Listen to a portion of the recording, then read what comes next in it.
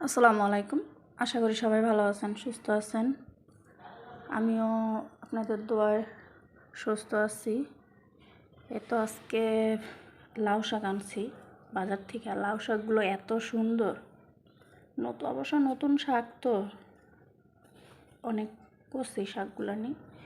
এই লাউ পাতা আগে ছোটোবেলায় দেখতাম আমার মা মানে টালের থেকে আইনা ভাতের ভিতরে সিদ্ধ দিয়া ভর্তা করতো। গরম গরম দুপুরবেলা লাউ পাতার ভর্তা, ভাত, দেখা গেছে একটা ভাজি থাকতো।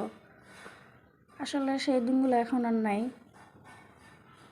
আমি অবশ্য কখনোই ভাতের ভিতরে লাউ পাতা সিদ্ধ দিয়ে কখনো ভর্তা বানাই নেই। একদিন ট্রাই করবো অবশ্যই। আজকে আর মূলা শাক আনছি, সর্ষা শাক। সেদিনকে সর্ষা শাক ভর্তা বানাইছে, আমার মেয়ে বলতেছে তার কাছে ভালো লাগছে, তো আজকেও আনছি। একটা শালগম আনছি, কারণ আমরা মানুষ অল্প, দাম বেশি, তো একটা শালগম আনছি, মূলা আনছি,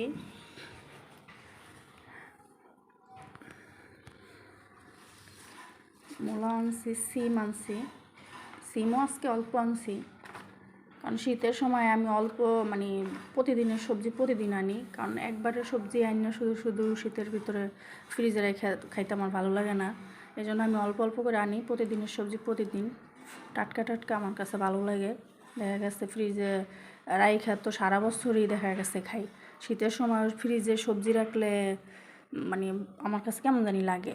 তো এই জন্য আমি আবার সবজিটা, মেয়ের স্কুল থাকে, আমার কাজ থাকে, আমি ওখান থেকে আসার সময় প্রতিদিনের সবজিটা প্রতিদিন আমি নিয়ে আসি।